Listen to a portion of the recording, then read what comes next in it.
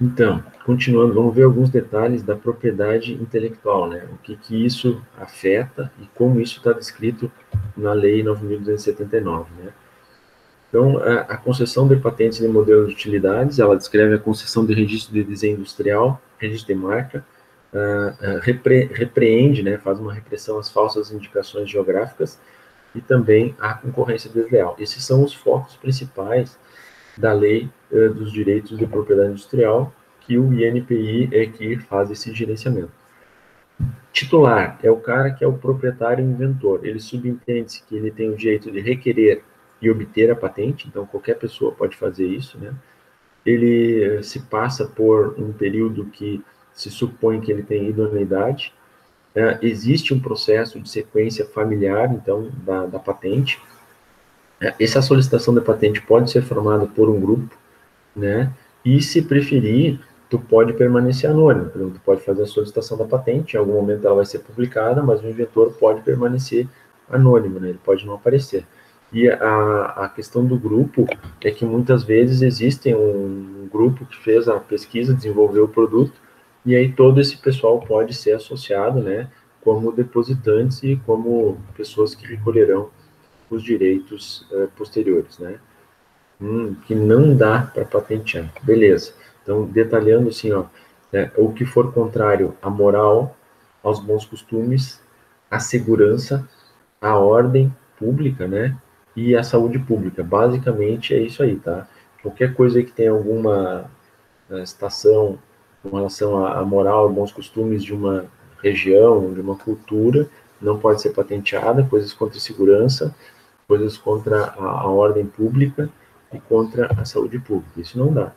Outras coisas que não dá também, ó, transformação do núcleo atômico, por exemplo, materiais radioativos, né, substâncias, matérias ou misturas, né, não dá para patentear o átomo, elementos químicos e novos elementos criados a partir de outros, né, produtos de qualquer espécie, propriedades físico-químicas. Qualquer coisa que mexa com o núcleo atômico, né, tem a ver com as propriedades mínimas do átomo, não dá para patentear. Outra coisa que não dá para patentear ainda também é todo ou parte de seres vivos, né? Então, exceto se tu tiver transgênicos, né? E aí os transgênicos ainda podem ser feitos de forma que eles têm que atender os quesitos de patente, por exemplo, novidade, tem que ter uma atividade inventiva, tem que ter uma aplicação industrial e uma evolução que seja que não seja atingida pela natureza. Então, por exemplo, se tu fizer uma melancia que é quadrada, talvez tu possa patentear. Agora, aquela melancia sem sementes é uma evolução que a natureza atinge, então tu não pode patentear esse tipo de processo. Tá, vamos voltar então à parte normal aí para sair um pouco das coisas bizarras, né? Então, da concessão, ela vai ser concedida se o pedido for deferido, né, e realizados os pagamentos necessários. E aí, a partir dessa concessão, tu pode fazer a cessão dos direitos, né?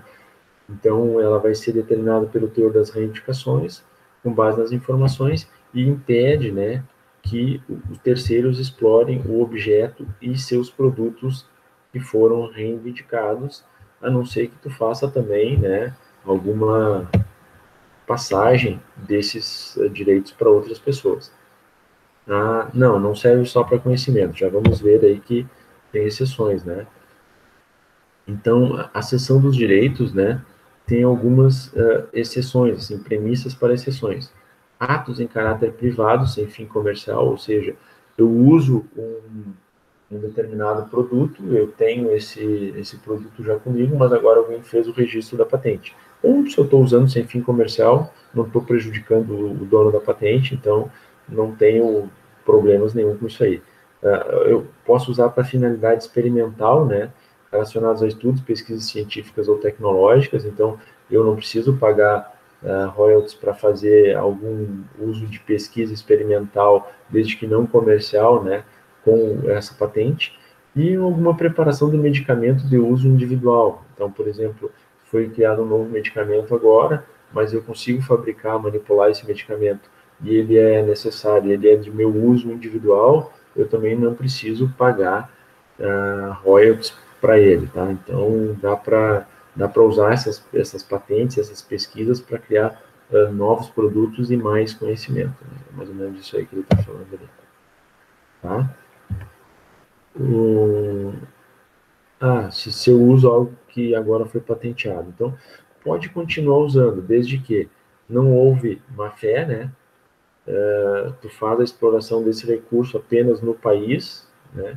E existe uma anterioridade a qualquer informação da patente. Porque se tu começou a usar isso depois que foi feito o depósito da patente, caracteriza que talvez tenha havido má fé. E aí pode acontecer realmente de ter que, inclusive, parar de usar isso que foi agora solicitado a patente.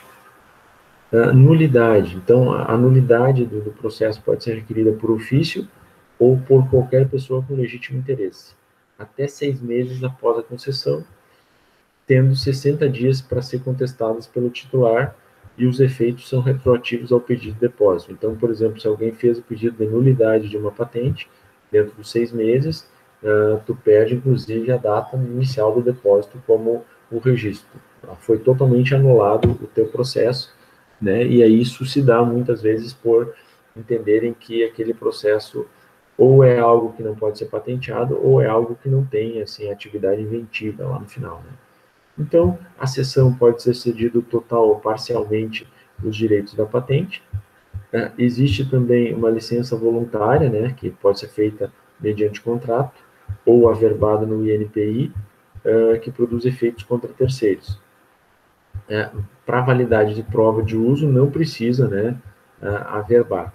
O aperfeiçoamento na patente pertence a quem realizar. Então, se tu descobriu uma patente, tu fez um aperfeiçoamento, esse aperfeiçoamento não pertence àquela patente. Se ele gerar um novo produto, uma nova evolução, tu pode solicitar uma patente independente, né, daquela primeira. Isso também é com relação ao desenvolvimento tecnológico da sociedade, né? Senão alguém faz uma patente base lá e ele fica adquirindo royalties de tudo que evoluir daquele produto que ele criou, né? Então não faz muito sentido. Oferta da licença, então, o INPI pode colocar em oferta para exploração, ele pode também arbitrar esse processo, e quando tu faz essa oferta da licença através do INPI, tu tem uma redução de 50% da anuidade, né? Isso aí tudo tá regulamentado, né? Como ele estava falando ali.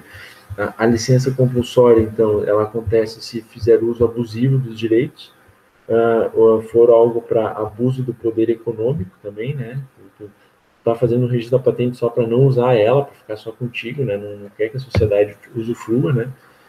Existe também o interesse da defesa nacional, né? Então, o caráter sigiloso de algumas publicações é previsto, e o NPI, logo que percebe o caráter, né, que interessa a defesa nacional, ele encaminha o órgão responsável, ele tem, então, uma autorização expressa para depósito no exterior, cessão e exploração, ou seja, esse registro, ele vai dar os direitos ao inventor, mas ele acaba tendo vamos dizer assim, uma restrição para o uso apenas da defesa nacional, se assim for visto na solicitação de patente.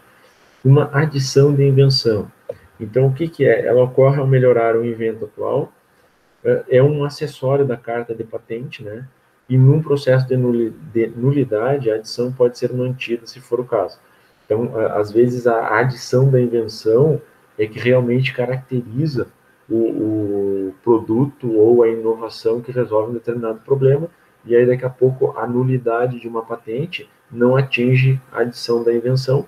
Foi feita a patente, depois tu faz uma adição da invenção, anexando nessa mesma patente, e ainda pode acontecer de uma nulidade da patente não atacar, vamos dizer assim, a adição da invenção. A extinção da patente, então, ela se dá pela expiração do prazo de vigência, renúncia do titular, que depende de terceiros aí, né? Caducidade, né? Não foi feito alguma parte do processo, ele caducou, e falta de pagamento, né? A partir do momento que tu perdeu ou aconteceu essa extinção, ela cai em domínio público, né? Então, qualquer coisa que tu faça a partir disso aí, a partir da extinção da patente, todo aquele processo, aquele produto, aquela descrição cai em domínio público, todo mundo pode utilizar-se daqueles conteúdos, daqueles conhecimentos. Empregado ou prestador de serviço, se for empregado, bom, pertence ao empregador os direitos, né? Salvo se tiver um contrato específico, pode também haver uma concessão dos direitos, né? Se for de conhecimento de um e recursos de outros, normalmente se dá a divisão 50%, né?